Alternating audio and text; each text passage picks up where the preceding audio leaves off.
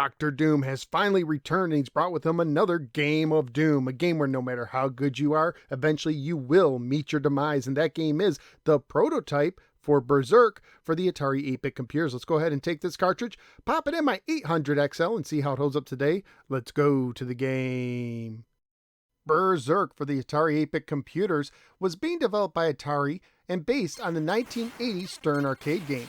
This port was ready to go in 1983, and it seems identical to the Atari 5200 version, which was released. It is unknown why this port wasn't released, although there are rumors that Atari wanted to have more exclusives on the 5200, or that the release was canned after the game was leaked and pirated. The original prototype did not work on an XL or XE system, only the original 400s and 800s, although the cartridge I have fixed that problem, and that will be what this review is based on. Since the game appears to be a copy of the Atari 5200 version, I'm going to use its manual as a reference. It says this: try to keep from going bonkers as you dodge robot fire and elude the robot gang leader, Evil Otto. Your objective: destroy robots, rack up as many points as possible, and stay alive as you move through the multitude of maddening Berzerk mazes. Berzerk is a shooting game with maze elements for 1 or 2 players alternating. At the title screen, you can press the button on the joystick to rotate through 11 difficulties. As you rotate through them, the robots on screen will show you how they will attack at that difficulty, often increasing either the number of shots fired or the firing speed.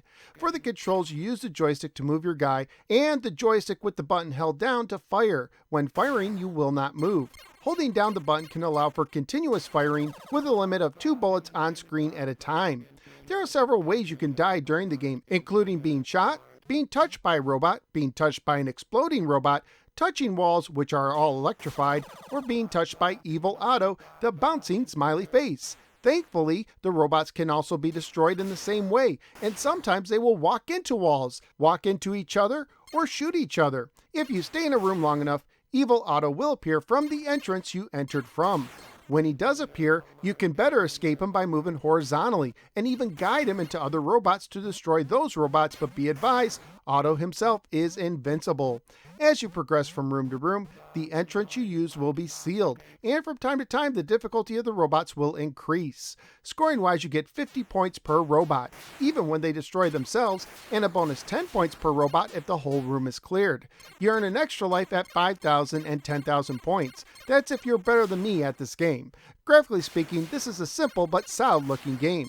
Sounds are also minimal but well done, with the exception of the great speech in the game, which does cause the game to freeze when it happens. At the title screen, you can actually use the option button to hear some of the voice samples.